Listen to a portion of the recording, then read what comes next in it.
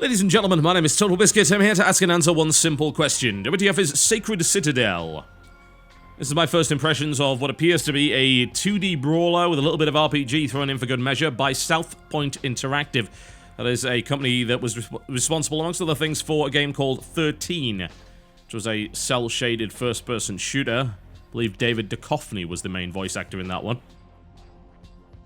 Sacred, on the other hand, is a series of RPGs, very Diablo-esque, especially the first one, very Diablo clone, although it did have some interesting elements to it back in the day. Also one of those times when not a huge number of decent Diablo clones were coming out, so Sacred was, to some degree, a breath of fresh air. Sacred 2, again, came in the gap between Diablo 2 and 3, and wasn't especially well received, although it wasn't an awful game either. It was par of the course, pretty average. Had some nice elements, interesting sense of humor, and great music at times. Sacred Citadel, for some reason, is a 2D brawler.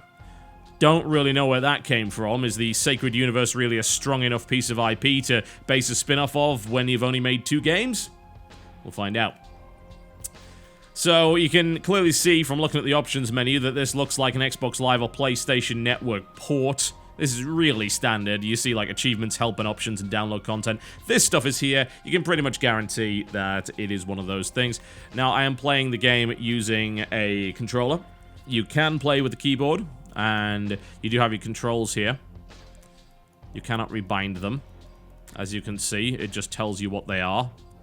Rather annoying, to say the least. It would be nice to be able to shift some of this stuff around, but yeah, no rebinding of keys, which is kind of annoying as well because the actual key set it uses is really odd. You use W, A, S, and D to move around, and then you use the cursor keys to the right to actually use your various attacks, which is weird. Very, very weird. I guess they're trying to emulate the key layout of the actual controller itself, but it doesn't seem to work all that well. I have tried it. It's playable, but not amazing. So I'm using 360 pad. Settings. There is no 1080p. In fact, there are no high-resolution options really of any kind. The highest you can go is 1600 by 900. That's not very good. Not very good at all. Those of you wanting 2560 by 1600, you are out of luck. That's the reason why this video is in 1080p. 720p, in fact. Not 1080p. No VSync option either, so if you get any tearing or anything like that, you'll have to force it in your graphics control panel. You don't need a huge amount of options for 2D games. I've said it 1,000 times before. You don't need 50 different graphics options for a game that doesn't really take a lot of power to begin with, but it's nice to have at least some of them. The standards, and the standards are very much not there, so it's a little bit lacking. Alright, let's get in and show you what's going on. So, it does have an online mode. I would be very surprised if I was able to get into a game. I did try last night, and there were none available online anywhere. So I've been playing along with a local game just for a little bit. Let's give it a shot and see if we can actually get into one. It seems highly unlikely that we'll find one. Let's find one. There are 3. 3 in total. This guy's level 8. He's around the kind of level that I am, so let's jump into his match with my character. I assume I'll be able to use one of my characters that's about level 8 to get into this. And if need be, we can always jump into the single player. Failed to join the game. Nice. Yeah. Somehow that doesn't surprise me all that much. Alright, there's 2 games available now. I guess I can jump into this one. This guy's like level 1. There's clearly a space there. Let's see if we can get into a game. Would be nice. I have not successfully managed to get into a game so far, so this is kind of a new one for me. Alright, well I guess we're gonna go... Yeah, I guess we could start from the beginning, just to show you the online player, and then I'll show you a higher level single player. Interestingly enough, as I logged into this, it would appear that... they have access to my characters. That's weird. Why would they have access to my characters? That's so strange. Got a new one, he just picks that level 9 mage, which is the one that I did. That's really, really odd. Alright. Okay. Well, I guess I'll just grab a warrior for the time being. This person can pick my mage if they want. Alright, so there's 4 acts in this game, as you can very clearly see here. Each one consists of about 5 levels or so.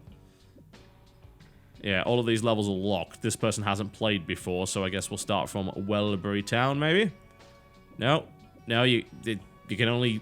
Yeah, there you go. Well done. Excellent. Interesting that that person decided to grab the ridiculously OP character. That means that this is most likely going to be a pretty bad representation of the game. It's very, very odd indeed that they let you play the characters of other people that are in your lobby. That's very, very strange indeed. Alright, town is under attack, blah, blah, blah, blah. Yeah, it's, you know, I mean, plot-wise, at least from the start, it's fairly generic. Alright, let's get with the fighting, shall we? Well, let's try to. There's not really a lot of space, as you can see. Getting stuck on furniture, especially as one of the larger characters, is a fairly easy thing to do.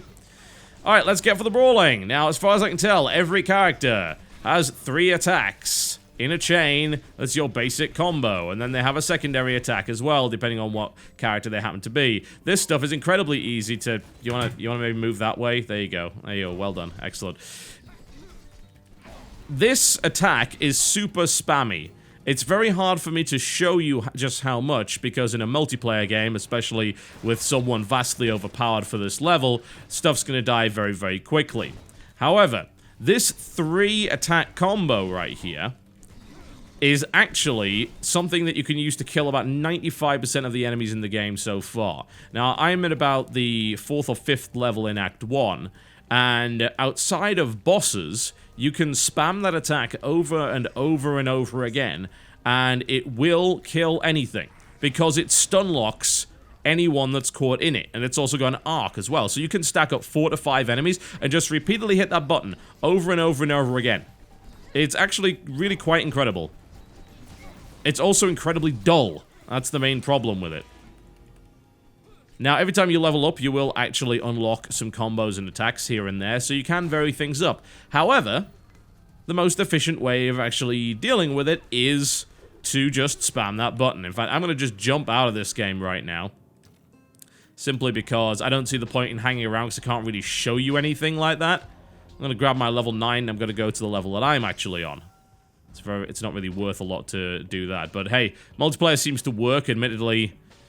Seems like it's also one of those situations where you say, well, why would I need the multiplayer? What kind of advantage does it give me? Can I combo attacks together with other players? Can I do anything like that? Can I do even some of the basic stuff that was available in Golden Axe and Streets of Rage back in the day on the Sega Mega Drive? Grab someone and throw them and things like that? No, you can't. I mean, you can't even accidentally hit your friends, which kind of takes away a lot of the enjoyment of games like that, as far as I'm concerned.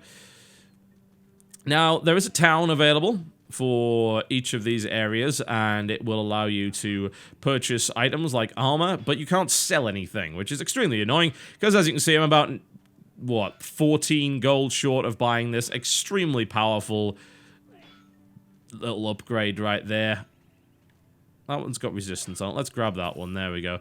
The economy system in this game is basically non-existent. Although there is an interesting idea that you can actually set a challenge. You can wager, complete the selected level without dying, and so on and so forth. You can make a little bit of extra cash that way. That's a nice little feature. I very much like it. You can also buy potions, which will give you a buff. And you can buy primary and secondary weapons. In the case of the mage, you've got... Well, you can use like a one-handed sword, mace, or axe, I think, which has a 3-combo attack, just like every other class, and then that's your secondary, which is your wand, and in this case I have an ice attack, and, you know, there's a couple of combos I can do like that one, and things like that. I can even kind of go airborne and then do a sliding kick down. Admittedly, the airborne attacks are quite annoying because, from what I've seen, there's really no actual way to juggle enemies, so it's kind of pointless. Not exactly ideal. Alright, to the Grimlock Fortress with Dastard, the level 9 mage. Alright, here we go.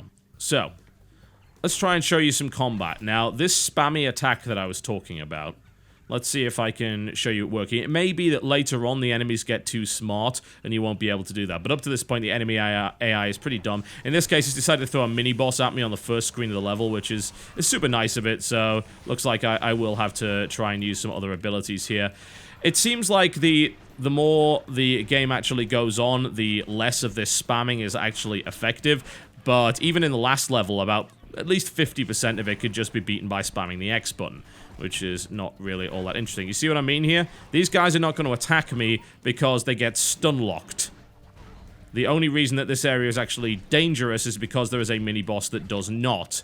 Admittedly, the mini-boss is quite easily dealt with simply by blocking at the right time. Question is, will I actually be able to focus enough in order to do that? In order to make the boss fights a little bit more difficult, they also decide to throw enemies at you, which is kind of annoying because you can't really focus on the boss, but it's fine. The boss AI behavior is nothing short of dumb as bricks, so not really concerning. There we go. We got all those nicely stun locked together, and then we're able to kill it without too much of a problem. Would be nice to use a potion here, I think. I was going to try and avoid getting hit by that. Now, there is I'd say a dodge roll is more of a dodge spin. You could just kind of spin across the screen like this, which I find quite amusing. That will avoid the vast majority of damage. And the rest of it you can just block, really, so not too tricky.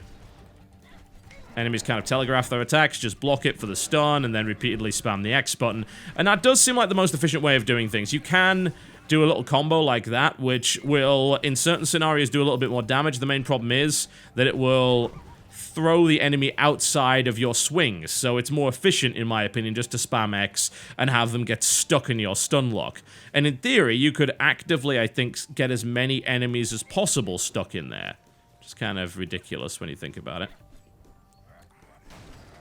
Smash my way through this gate. Hopefully the next screen won't have a mini-boss, and then we'll be able to show you that lock. Now, variety-wise, the combination of X and Y buttons is never really going to get you all that far, but there are a reasonable number of combos available, and you unlock more as you go. So there's like stuff like a backslash, and looks like we're going to get something else a little bit more unpleasant. I hope I can ride that. I probably can't, though. Oh, can I? Can I ride it? Can I? Sweet, there's some golden axe stuff going on there, he says as he immediately loses the bloody thing. Get off it. That is mine. Thank you very much.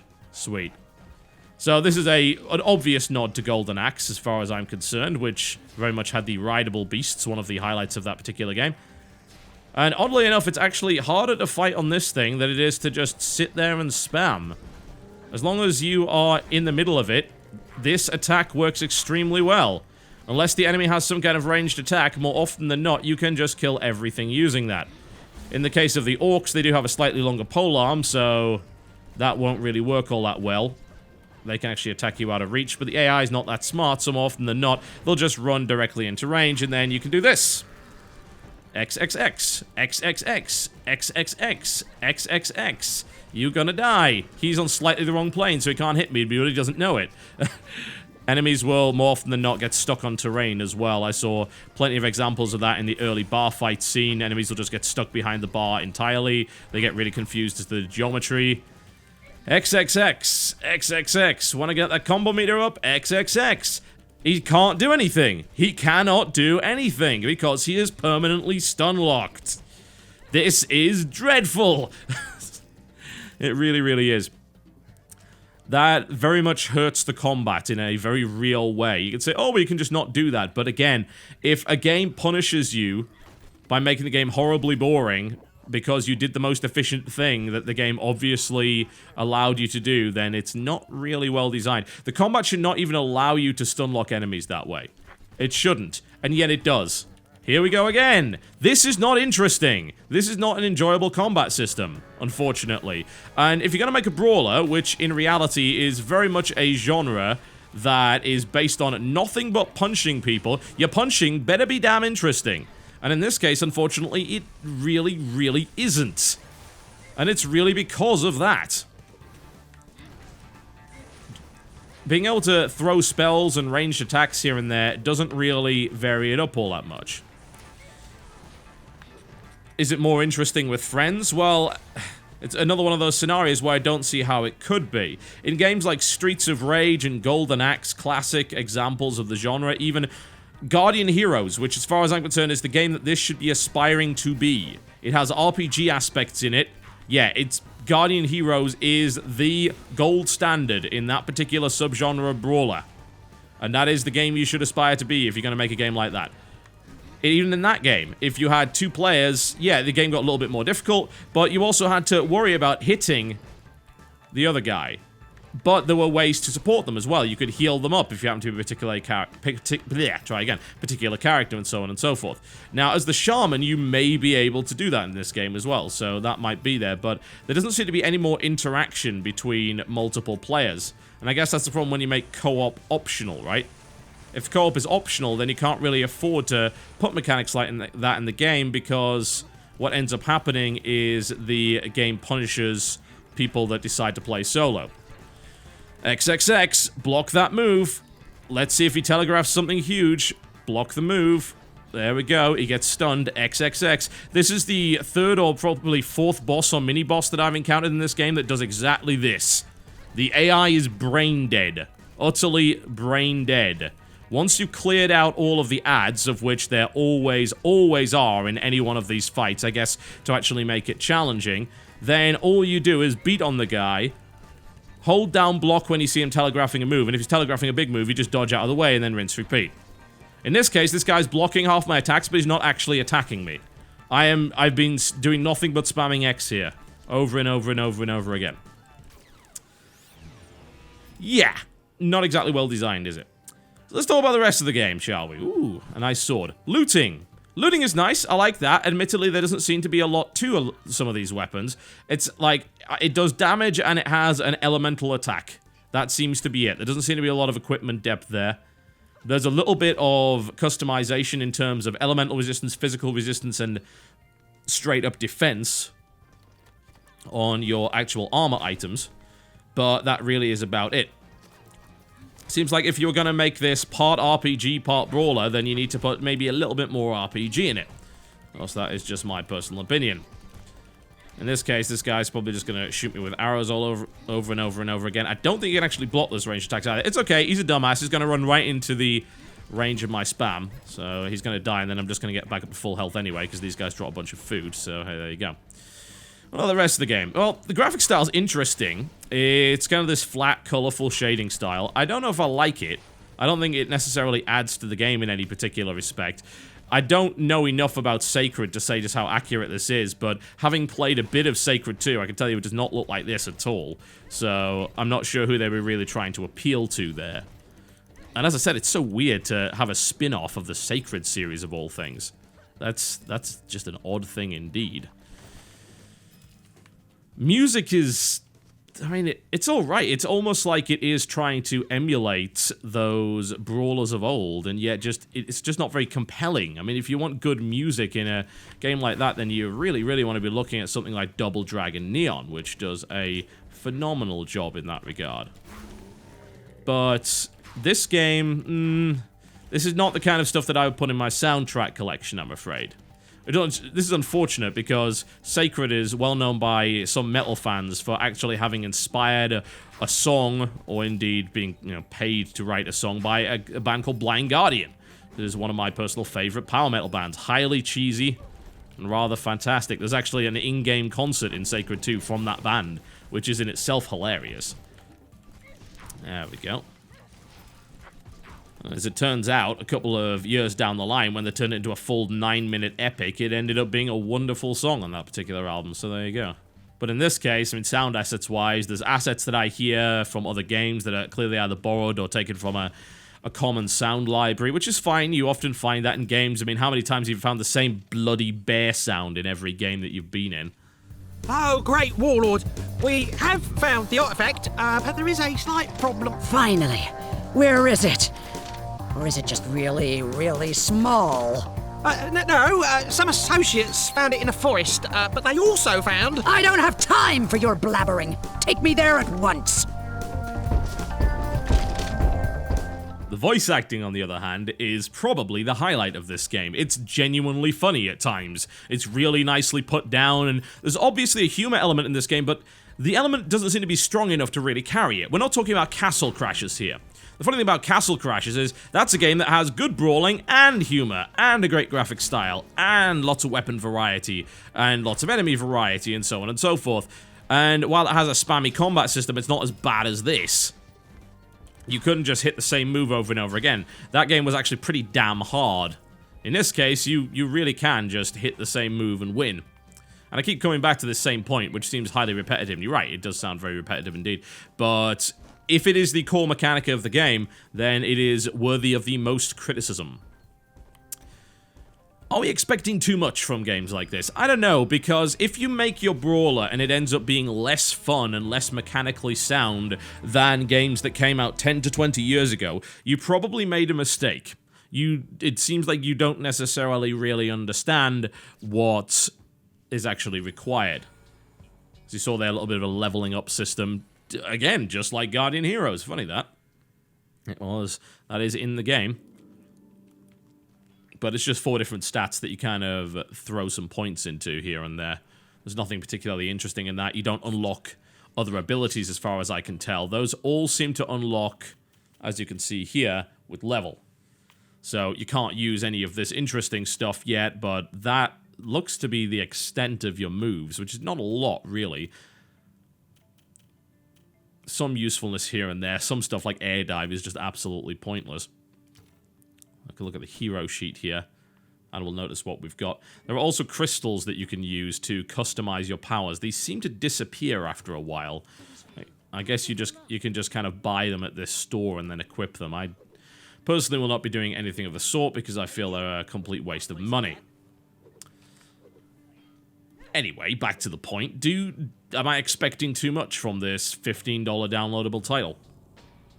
I want a really enjoyable brawler where the combat feels meaty and has impact. The combat has its moments in Sacred Citadel, but not in the standard spamming of moves. There are certain times where you pull off a particular combo and it sends enemies flying across the screen where, yeah, that feels particularly good, but as I've said, it's actually not efficient to do that. The standard attacks, did I just go back to the same area? Looks like maybe I did. Okay, yeah, let's exit the level, thank you. No, I guess it wasn't the same area. It just had exactly the same start as the other area. Okay, alright, as you wish. I want a combat system that's enjoyable, that lets me cleave my way through enemies, not just hit the same button over and over again. And with some of these enemies, it takes a while to bring them down as well. It's okay, there we go, that they're in range of my spam, and that guy's just gonna randomly do moves over the other side of the screen and not even come at me. You wanna... I think you're out of range of me there, bro. You wanna maybe try again? Enemy AI, very strong in this game. Still out of range, try again. You missed. How did you manage that? Shall I go the other side of the screen again? Anytime now. You wanna... No? Not interested in doing that today? It's okay, he's gonna move forward and swing randomly at the air. That's pretty damning, I'm afraid. If the enemies don't even understand how to attack me, then your brawling game isn't very good. There are some serious things that have to be done with this game's AI. I didn't even get to show you enemies getting stuck on the screen or stuck in terrain. Oh, and this game has that. It really, really does. So, that in combination with the boring combat system is a massive indictment of this game. As in, this game is not a very good brawler. It is not carried by its small, light RPG aspects, and games have done that in the past. That is not innovative or interesting. If you happen to have a console and you want to play a game like this, you get Guardian Heroes HD, which I will guarantee you is going to be an amazing time. It is better than this game in every way. Sadly, that never made it onto PC. Yeah, it's just the way of it. I don't know why, but it's sad, actually. It's very sad, because that game is...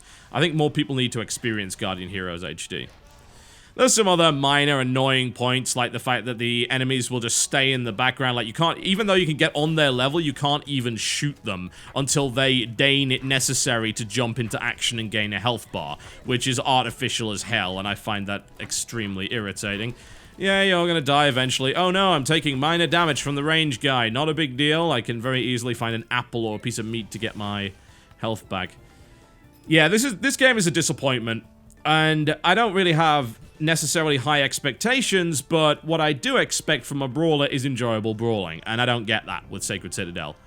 You could play it with friends, and you could probably have a reasonable time. I do not dispute that. But, as I've said many times before, that's not an excuse to buy a game if the game's core mechanics are not enjoyable to begin with. At that point, you are just buying a game to enjoy it with friends, and there are plenty of other games that you can enjoy with friends that are not bad.